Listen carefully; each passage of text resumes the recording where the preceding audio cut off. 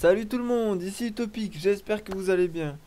Donc dans cette vidéo je vais vous présenter mon solotage du Kimbo, le dernier solotage que je ferai sur Automate. Donc ce Kimbo est quand même un peu plus difficile que le Tinri, hein, j'ai trouvé assez embêtant.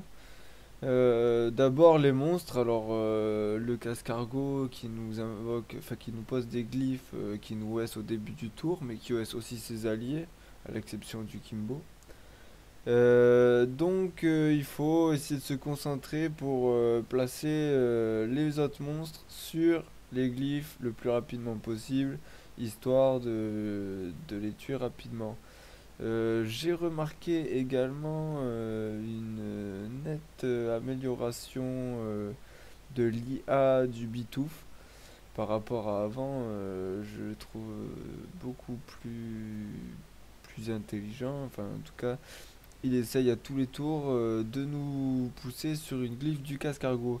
Alors, il peut transpo un allié et il pousse en ligne droite. Donc faites attention à ne pas rester dans une ligne droite avec une glyphe parce que ça arrive très vite et c'est quasiment comme ça que j'ai perdu toutes les précédentes tentatives.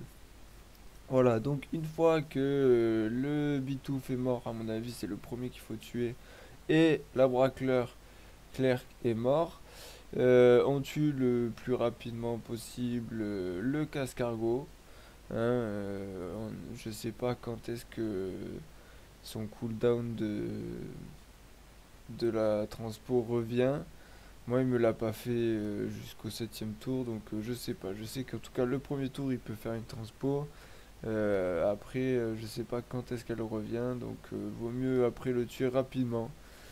Voilà, ensuite pour ce qui est du Kimbo, le Kimbo nous pousse de 2 cases, donc à tout prix éviter de rester à une case d'un décor, parce que sinon il va nous pousser sur la glyphe.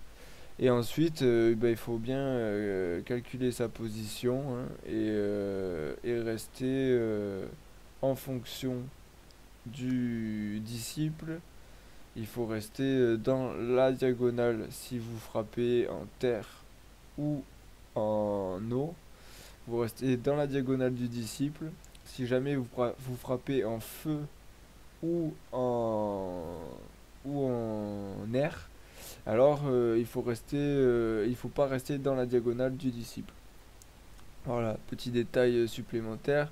Il faut à tous les tours retaper le Kimbo pour que la glyphe se redéclenche. Et il faut que le Kimbo commence son tour sur la glyphe pour que ses faiblesses, pour qu'il prenne ses faiblesses.